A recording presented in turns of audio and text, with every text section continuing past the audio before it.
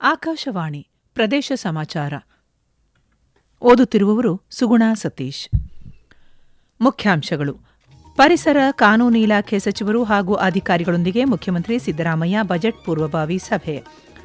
Metro ರೈಲು ದರ 5% ಹೆಚ್ಚಳ ಮಾಡಿದ ಬಿಎಂಆರ್ಸಿಎಲ್ ಸೋಮವಾರದಿಂದ ನೂತನ ದರ ಜಾರಿ. ಬೆಂಗಳೂರು ಪುಣೆ ಹೈಸ್ಪೀಡ್ ರೈಲು ಕಾರಿಡಾರ್ ಯೋಜನೆ ಕೇಂದ್ರ ಸಚಿವರ ಸ್ಪಂದನೆ ಸ್ವಾಗತಾರ್ಹ, ಸಚಿವ ಎಂಬಿ ಪಾಟೀಲ್. ಇಂದಿನಿಂದ ಭಾರತ್ ಟ್ಯಾಕ್ಸಿ ಸೇವೆ ಅಧಿಕೃತ ಚಾಲನೆ. ಡಬ್ಲ್ಯೂಪಿಎಲ್ ಕ್ರಿಕೆಟ್ ಪಂದ್ಯಾವಳಿ ವಡೋದರದಲ್ಲಿಂದು Royal Challengers Bengaluru Delhi Capitals ಮುಖಾಮುಖಿ.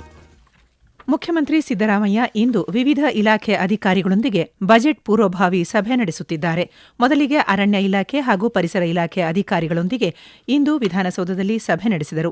ಸಭೆಯಲ್ಲಿ ಪರಿಸರ ಖಾತೆ ಸಚಿವ ಈಶ್ವರ್ ಖಂಡ್ರೆ, ಮುಖ್ಯಮಂತ್ರಿ ಆರ್ಥಿಕ ಸಲಹೆಗಾರ ಬಸವರಾಜ ರಾಯರೆಡ್ಡಿ, ಸರ್ಕಾರದ ಮುಖ್ಯ ಕಾರ್ಯದರ್ಶಿಗಳು ಶಾಲಿನಿ ರಜನೀಶ್ ಸೇರಿದಂತೆ ಹಿರಿಯ ಅಧಿಕಾರಿಗಳು ಪಾಲ್ಗೊಂಡಿದ್ದರು. ಬಳಿಕ ಮುಖ್ಯಮಂತ್ರಿ ಸಿದ್ದರಾಮಯ್ಯ ಅವರು ಕಾನೂನು ಮತ್ತು ಪ್ರವಾಸೋದ್ಯಮ ಇಲಾಖೆ ಸಚಿವ ಎಚ್ಕೆ ಪಾಟೀಲ್ ಹಾಗೂ ಆ ಇಲಾಖೆಯಲ್ಲಿನ ಅಧಿಕಾರಿಗಳೊಂದಿಗೆ ಸಭೆ ನಡೆಸಿದರು. ಮೆಟ್ರೋ ರೈಲು ನಿಗಮ ನಿಯಮಿತ ಬಿಎಂಆರ್ಸಿಎಲ್ ಮತ್ತೆ ನಮ್ಮ ಮೆಟ್ರೋ ಪ್ರಯಾಣ ದರವನ್ನು 5% ಹೆಚ್ಚಳ ಮಾಡಿದೆ.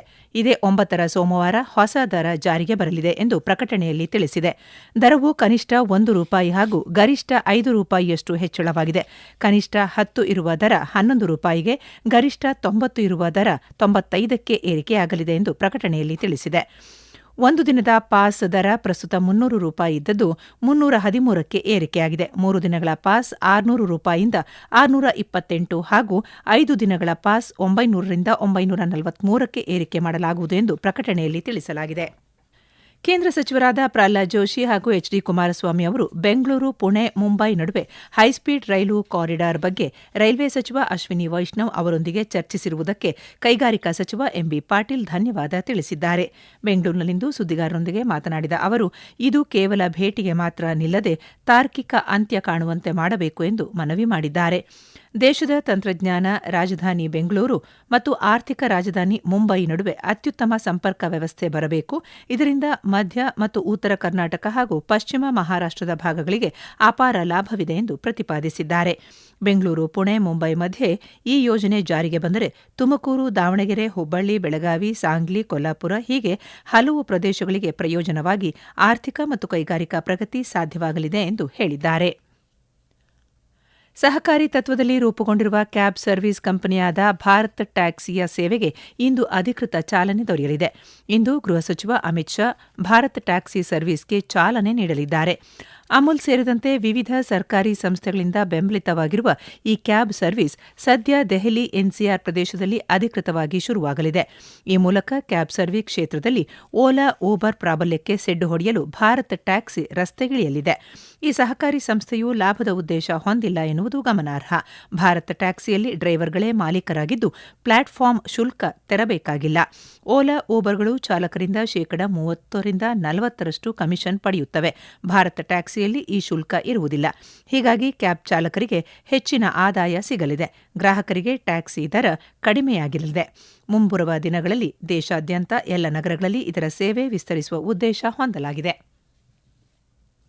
ಸಾರ್ವಜನಿಕ ವಲಯದ ಉತ್ಪಾದನಾ ಕೇಂದ್ರ ಎಚ್ಎಎಲ್ ಭಾರತೀಯ ವಾಯುಪಡೆಗೆ ಲಘು ಯುದ್ಧ ವಿಮಾನ ತೇಜಸ್ ಮಾರ್ಕ್ 1A ವಿತರಣೆಯ ಕುರಿತು ಸ್ಪಷ್ಟೀಕರಣ ನೀಡಿದೆ. ಇಂದು ಬಿಡುಗಡೆ ಮಾಡಿದ ಹೇಳಿಕೆಯಲ್ಲಿ 5 ಲಘು ಯುದ್ಧ ವಿಮಾನ ಮಾರ್ಕ್ 1A ವಿಮಾನಗಳು ವಿತರಣೆಗೆ ಸಂಪೂರ್ಣವಾಗಿ ಸಿದ್ಧವಾಗಿವೆ ಎಂದು ದೃಢಪಡಿಸಿದೆ. ಹೆಚ್ಚುವರಿಯಾಗಿ 9 ವಿಮಾನಗಳನ್ನು ಈಗಾಗಲೇ ನಿರ್ಮಿಸಲಾಗಿದೆ. ಎಚ್ಎಎಲ್ ಅಮೆರಿಕ ಜಿಇ ಇಂಜಿನ್ಗಳಿಗಾಗಿ ಕಾಯುತ್ತಿವೆ ಹಾಗೂ ಈ ಇಂಜಿನ್ಗಳ ಸ್ವೀಕೃತಿಯ ನಂತರ ವಿಮಾನಗಳು ವಿತರಣೆಗೆ ಸಿದ್ಧವಾಗಲಿದೆ ಎಂದು ಹೇಳಿದೆ. America company GEF 404 jet ಎಂಜಿನ್ಗಳ ವಿತರಣೆಯಲ್ಲಿನ ವಿಳಂಬವು Tejas ಯುದ್ಧ ವಿಮಾನಗಳ ವಿತರಣೆಯ ವಿಳಂಬಕ್ಕೆ ಕಾರಣವಾಗಿದೆ. ಪ್ರದೇಶ ಸಮಾಚಾರ ಕೇಳುತ್ತಿದ್ದೀರಿ.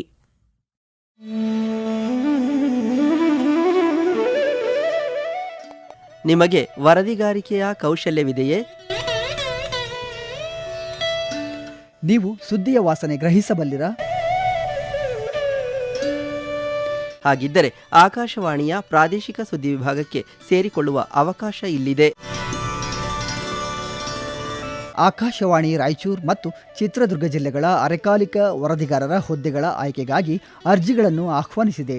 ಅರ್ಜಿ ಸಲ್ಲಿಸಲು ಫೆಬ್ರವರಿ 28, 2026 ಕೊನೆಯ ದಿನವಾಗಿದೆ. ಹೆಚ್ಚಿನ ವಿವರಗಳಿಗೆ ನಮ್ಮ ಫೇಸ್ಬುಕ್ ಪೇಜ್ ಆಕಾಶವಾಣಿ ವಾರ್ತೆ ಕನ್ನಡ ಅಥವಾ ಎಕ್ಸ್ ಖಾತೆ ಮತ್ತು ಇನ್ಸ್ಟಾಗ್ರಾಂ ಖಾತೆ ಆಕಾಶವಾಣಿ ನ್ಯೂಸ್ ಕನ್ನಡವನ್ನು ಸಂಪರ್ಕಿಸಬಹುದು.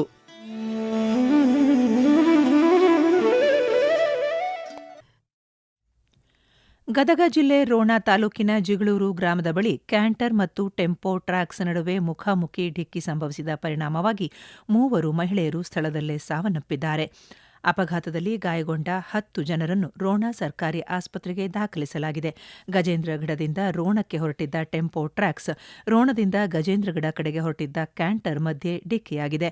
ರೋಣ ಪೊಲೀಸ್ ಠಾಣೆಯ ಹಿರಿಯ ಅಧಿಕಾರಿಗಳು ಘಟನಾ ಸ್ಥಳಕ್ಕೆ ಭೇಟಿ ನೀಡಿ ಪರಿಶೀಲನೆ ನಡೆಸಿದ್ದಾರೆ. ಯಾದಗಿರಿ ಜಿಲ್ಲೆಯ 117 ಗ್ರಾಮ ಪಂಚಾಯಿತಿಗಳ ಸದಸ್ಯರ ಅಧಿಕಾರ ಅವಧಿ ಫೆಬ್ರವರಿ 4ರಂದು ಮುಕ್ತಾಯಗೊಂಡ ಹಿನ್ನೆಲೆಯಲ್ಲಿ ಆ ಪಂಚಾಯಿತಿಗಳಿಗೆ ಆಡಳಿತಾಧಿಕಾರಿಗಳನ್ನು ನೇಮಿಸಿ ಜಿಲ್ಲಾಡಳಿತ ಅಧಿಸೂಚನೆ ಹೊರಡಿಸಿದೆ. ಯಾದಗಿರಿ, ಶಹಾಪುರ, ಸುರಪುರ, ಹುಣಸಗಿ, ಗುರುಮಠಕಲ್ ಹಾಗೂ ವಡಗೇರ ತಾಲೂಕುಗಳ ಗ್ರಾಮ ಪಂಚಾಯಿತಿಗಳಿಗೆ ಆಡಳಿತಾಧಿಕಾರಿಗಳನ್ನು ನೇಮಕ ಮಾಡಲಾಗಿದೆ. ಆಡಳಿತಾಧಿಕಾರಿ ನೇಮಕಗೊಂಡ ಗ್ರಾಮ ಪಂಚಾಯಿತಿಗಳ ಪಟ್ಟಿ ಹಾಗೂ ಸಂಬಂಧಿಸಿದ ಆದೇಶವನ್ನು ಯಾದಗಿರಿ ಜಿಲ್ಲಾಧಿಕಾರಿ ಹರ್ಷಲ್ ಭೋಯರ್ ಬಿಡುಗಡೆ ಮಾಡಿದ್ದಾರೆ. ಸರ್ಕಾರದ ವಿವಿಧ ಇಲಾಖೆಗಳ ಜಿಲ್ಲಾ ಹಾಗೂ ತಾಲೂಕು ಮಟ್ಟದ ಅಧಿಕಾರಿಗಳನ್ನು ಆಡಳಿತಾಧಿಕಾರಿಗಳಾಗಿ ನೇಮಿಸಲಾಗಿದ್ದು, ಕೆಲ ಅಧಿಕಾರಿಗಳಿಗೆ 1ಕ್ಕಿಂತ ಹೆಚ್ಚು ಗ್ರಾಮ ಪಂಚಾಯಿತಿಗಳ ಜವಾಬ್ದಾರಿ ನೀಡಲಾಗಿದೆ. ಈ ನಡುವೆ ದೋರನಹಳ್ಳಿ ಗ್ರಾಮ ಪಂಚಾಯಿತಿಯನ್ನು ಪಟ್ಟಣ ಪಂಚಾಯಿತಿಯಾಗಿ ಮೇಲ್ದರ್ಜೆಗೆ ಏರಿಸಿ ಅಧಿಸೂಚನೆ ಹೊರಡಿಸಲಾಗಿದೆ. ಅಧಿಕಾರಿಗಳು ಗ್ರಾಮ ಪಂಚಾಯಿತಿಯ ಎಲ್ಲ ಅಧಿಕಾರ ಹಾಗೂ ಕರ್ತವ್ಯಗಳನ್ನು ನಿರ್ವಹಿಸಬೇಕು. ಹಣಕಾಸು ವ್ಯವಹಾರಗಳನ್ನು ಪಂಚಾಯತ್ ಅಭಿವೃದ್ಧಿ ಅಧಿಕಾರಿಯೊಂದಿಗೆ ಜಂಟಿಯಾಗಿ ನಡೆಸಬೇಕು ಎಂದು ಜಿಲ್ಲಾಧಿಕಾರಿ ಆದೇಶದಲ್ಲಿ ತಿಳಿಸಿದ್ದಾರೆ. ಹಾವೇರಿ ಜಿಲ್ಲೆ ಹಾನಗಲ್ ತಾಲೂಕಿನ 70 ವರ್ಷಗಳ 42 ಲಕ್ಷ ಪುಟಗಳ ಕಂದಾಯ ದಾಖಲೆಗಳ ಡಿಜಿಟಲೀಕರಣವನ್ನು ಪೂರ್ಣಗೊಳಿಸಲಾಗಿದೆ. ವಿಳಂಬಕ್ಕೆ ಅವಕಾಶವಿಲ್ಲದೆ ಕಂದಾಯ ದಾಖಲೆಗಳನ್ನು ಸಾರ್ವಜನಿಕರು ಪಡೆದುಕೊಳ್ಳಬಹುದು ಎಂದು ಜಿಲ್ಲಾಧಿಕಾರಿ ವಿಜಯ ಮಹಾಂತೇಶ್ ದಾನಮ್ಮನವರ್ ತಿಳಿಸಿದ್ದಾರೆ. ಎಲ್ಲ ದಾಖಲೆಗಳು ಈಗ ಆನ್ಲೈನ್ನಲ್ಲಿಯೂ ಲಭ್ಯವಿದೆ. ಡಿಜಿಟಲೀಕರಣಗೊಂಡ 1 ಪುಟದ ಮಾಹಿತಿ ಪಡೆಯಲು ₹20 ಪಾವತಿಸಬೇಕು. ಈಗಾಗಲೇ 60,000 ಪುಟಗಳನ್ನು ಸಾರ್ವಜನಿಕರು ಡಿಜಿಟಲೀಕರಣಗೊಂಡ ದಾಖಲೆಯಿಂದ ಪಡೆದಿದ್ದಾರೆ. ಕೈಬರಹದ ಪಹಣಿಗಳು, ಮ್ಯೂಟೇಷನ್ ದಾಖಲೆಗಳು, ಖಾತಾ ಬದಲಾವಣೆ ಮೂಲ ವರದಿ ಕಡತಗಳು, ನ್ಯಾಯಾಲಯ ಪ್ರಕರಣಗಳು, ಭೂ ನ್ಯಾಯ ಮಂಡಳಿ ಆದೇಶಗಳು ಸೇರಿದಂತೆ ಕಂದಾಯ ದಾಖಲೆಗೆ ಸಂಬಂಧಿಸಿದ ಕೈಬರಹದಲ್ಲಿದ್ದ ಎಲ್ಲ ದಾಖಲೆಗಳನ್ನು ಈಗ ಸಾಫ್ಟ್ ತಂತ್ರಾಂಶದಲ್ಲಿ ನೀಡುವ ವ್ಯವಸ್ಥೆ ಮಾಡಲಾಗಿದೆ ಎಂದು ಮಾಹಿತಿ ನೀಡಿದ್ದಾರೆ. ಬೆಂಗಳೂರು ಗ್ರಾಮಾಂತರ ಜಿಲ್ಲೆಯ ಪಾಲನಜೋಗನಹಳ್ಳಿಯಲ್ಲಿ ಆಟವಾಡುತ್ತಿದ್ದ ಬಾಲಕನ ಮೇಲೆ ಬೀದಿ ನಾಯಿಗಳು ದಾಳಿ ಮಾಡಿ ಗಾಯಗೊಳಿಸಿದ್ದ ಪ್ರಕರಣಕ್ಕೆ ಸಂಬಂಧಿಸಿದಂತೆ ಸ್ಥಳೀಯರು ಮಾಹಿತಿ ನೀಡಿದ್ದರೂ ಇಲಾಖೆಗಳು ಕ್ರಮ ವಹಿಸದಿರುವ ಬಗ್ಗೆ ರಾಜ್ಯ ಮಕ್ಕಳ ಹಕ್ಕುಗಳ ರಕ್ಷಣಾ ಆಯೋಗ ಗಂಭೀರವಾಗಿ ಪರಿಗಣಿಸಿದೆ. ಈ ಹಿನ್ನೆಲೆಯಲ್ಲಿ ಜಿಲ್ಲೆಯಲ್ಲಿ ಹೆಚ್ಚುತ್ತಿರುವ ಬೀದಿ ನಾಯಿ ಹಾವಳಿಗೆ ಸಂಬಂಧಿಸಿದಂತೆ ಜಿಲ್ಲಾಡಳಿತವು ಕೂಡಲೇ ಸಂಬಂಧಪಟ್ಟ ಇಲಾಖಾ ಅಧಿಕಾರಿಗಳೊಂದಿಗೆ ತುರ್ತು ಸಭೆ ನಡೆಸಬೇಕು. ಜಿಲ್ಲೆಯಾದ್ಯಂತ ಬೀದಿ ನಾಯಿ ಹಾವಳಿ ನಿಯಂತ್ರಿಸುವಲ್ಲಿ ತುರ್ತು ಕ್ರಮ ಕೈಗೊಂಡು ರಾಜ್ಯ ಮಕ್ಕಳ ಹಕ್ಕುಗಳ ರಕ್ಷಣಾ ಆಯೋಗಕ್ಕೆ ವರದಿ ಸಲ್ಲಿಸುವಂತೆ ರಾಜ್ಯ ಮಕ್ಕಳ ಹಕ್ಕುಗಳ ರಕ್ಷಣಾ ಆಯೋಗದ ಅಧ್ಯಕ್ಷ ಶಶಿಧರ್ ಎಸ್ ಕೋಸೊಂಬೆ ಸೂಚನೆ ನೀಡಿದ್ದಾರೆ. ಮಹಿಳೆಯರ ಪ್ರೀಮಿಯರ್ ಲೀಗ್ ಕ್ರಿಕೆಟ್ ಪಂದ್ಯಾವಳಿಯ ಫೈನಲ್ನಲ್ಲಿಂದು ಡೆಲ್ಲಿ ಕ್ಯಾಪಿಟಲ್ಸ್ ಮತ್ತು ರಾಯಲ್ ಚಾಲೆಂಜರ್ಸ್ ಬೆಂಗಳೂರು ತಂಡಗಳು ಮುಖಾಮುಖಿಯಾಗಲಿವೆ. ವಡೋದರದ ಬಿಸಿಎ ಕ್ರೀಡಾಂಗಣದಲ್ಲಿ ಪಂದ್ಯ ರಾತ್ರಿ 7:30ಕ್ಕೆ ಆರಂಭವಾಗಲಿದೆ. ರಾಯಲ್ ಚಾಲೆಂಜರ್ಸ್ ಬೆಂಗಳೂರು ತಂಡ 2ನೇ ಬಾರಿ ಫೈನಲ್ಗೇರಿದ್ದು WPL ಪ್ರಶಸ್ತಿ ಗೆಲ್ಲುವ ಸಾಧ್ಯತೆಗಳಿವೆ. ಅದೇ ರೀತಿ 4ನೇ ಬಾರಿ ಫೈನಲ್ಗೇರಿರುವ ಡೆಲ್ಲಿ ಕ್ಯಾಪಿಟಲ್ಸ್ ಕೂಡ ಪ್ರಶಸ್ತಿ ಗೆಲ್ಲುವ ಮೆಚ್ಚಿನ ತಂಡಗಳಲ್ಲಿ ಒಂದಾಗಿದೆ. ಈಗ ಮತ್ತೊಮ್ಮೆ ಮುಖ್ಯಾಂಶಗಳು. ಪರಿಸರ ಕಾನೂನು ಇಲಾಖೆ ಸಚಿವರು ಹಾಗೂ ಅಧಿಕಾರಿಗಳೊಂದಿಗೆ ಮುಖ್ಯಮಂತ್ರಿ ಸಿದ್ದರಾಮಯ್ಯ ಬಜೆಟ್ ಪೂರ್ವಭಾವಿ ಸಭೆ. ಮೆಟ್ರೋ ರೈಲು ದರ ₹5 ಹೆಚ್ಚಳ ಮಾಡಿದ BMRCL ಸೋಮವಾರದಿಂದ ನೂತನ ದರ ಜಾರಿ. ಬೆಂಗಳೂರು ಪುಣೆ ಹೈಸ್ಪೀಡ್ ರೈಲು ಕಾರಿಡಾರ್ ಯೋಜನೆ ಕೇಂದ್ರ ಸಚಿವರ ಸ್ಪಂದನೆ ಸ್ವಾಗತಾರ್ಹ, ಸಚಿವ ಎಂಬಿ ಪಾಟೀಲ್. ಇಂದಿನಿಂದ ಭಾರತ ಟ್ಯಾಕ್ಸಿ ಸೇವೆಗೆ ಅಧಿಕೃತ ಚಾಲನೆ. ಮತ್ತು WPL ಕ್ರಿಕೆಟ್ ಪಂದ್ಯಾವಳಿ ವಡೋದರದಲ್ಲಿಂದು Royal Challengers Bengaluru Delhi Capitals ಮುಖಾಮುಖಿ. ಇಲ್ಲಿಗೆ ಪ್ರದೇಶ ಸಮಾಚಾರ ಮುಗಿಯಿತು. ನಮ್ಮ ಮುಂದಿನ ವಾರ್ತಾ ಪ್ರಸಾರ ಸಂಜೆ 6:40 ನಿಮಿಷಕ್ಕೆ.